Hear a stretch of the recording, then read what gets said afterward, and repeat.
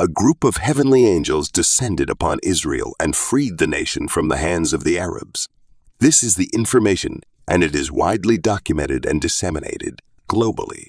These details are available to everyone, and I'm here to share them with you. If this is new to you, stick around because every moment of this video will be valuable. Before we continue, I would like to ask you to subscribe to the channel and leave a like. Your help is extremely important for this channel to continue growing and reach more and more people. This motivates us to continue bringing relevant and interesting content. So please click the subscribe button and the like button. Reiterating the information, an army of heavenly angels sent by God descended upon Israel and assured the victory of the Israelite people, freeing them from the hands of the Arab people. This occurred in 1973 during the conflict between Israel and Arab countries.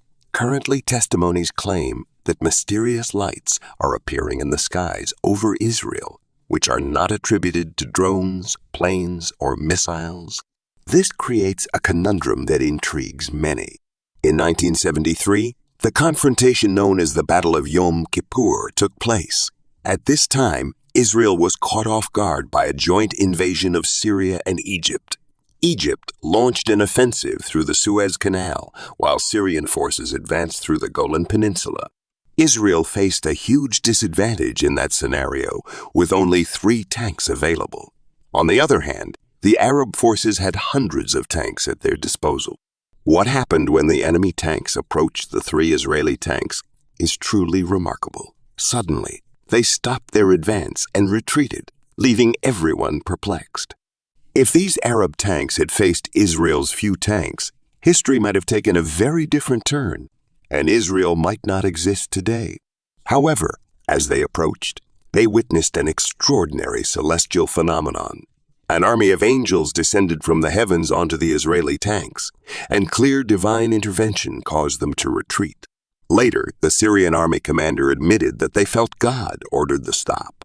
He confessed that when they saw the 3 Israeli tanks, they believed they were on the verge of victory, but the sight of what happened in the skies left them with no alternative but to retreat.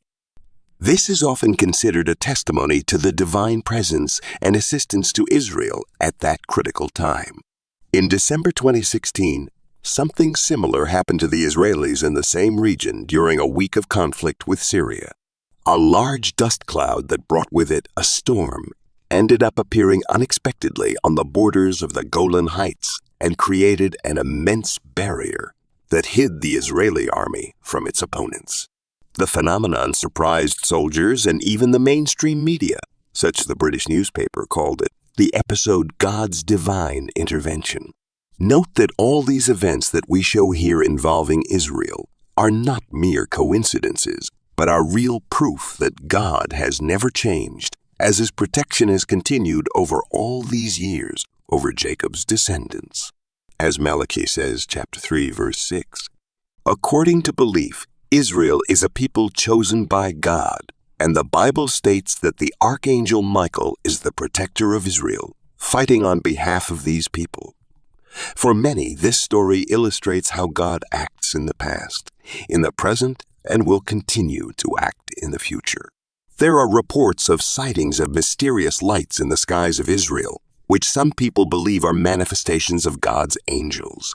In an upcoming video, we will examine this intriguing phenomenon in more detail. It is a demonstration of God's love for Israel, even though this country is small compared to other nations, as it is considered special by him. All of this can be summed up by John 3:16, a widely recognized verse. For God demonstrated his love for the world by giving his only Son, so that whoever believes in him should not perish but have eternal life.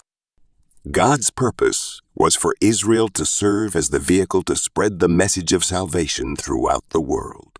However, when the Messiah arrived, the majority of Israel rejected him. Jesus initially came to Israel, but expressed his grief, saying, "Jerusalem, Jerusalem, you kill the prophets and stone those who are sent to you. How often have I wanted to gather your children together, as a hen gathers your children together, as a hen gathers her chicks under her wings, and you didn't want it. He came to Israel with the purpose that Israel could be a vehicle to spread his message throughout the world, but for the most part, Israel did not accept him.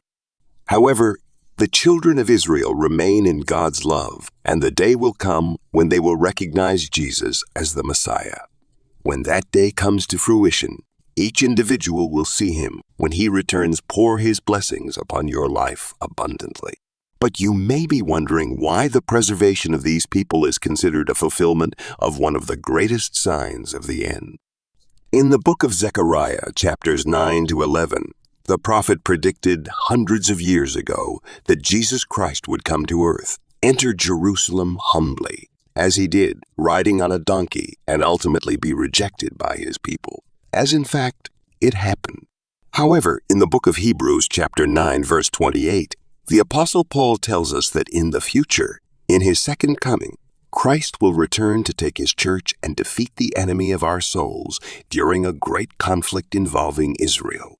And then, everyone who had rejected him, from the Jew to the greatest skeptic, will recognize that Jesus Christ is Lord.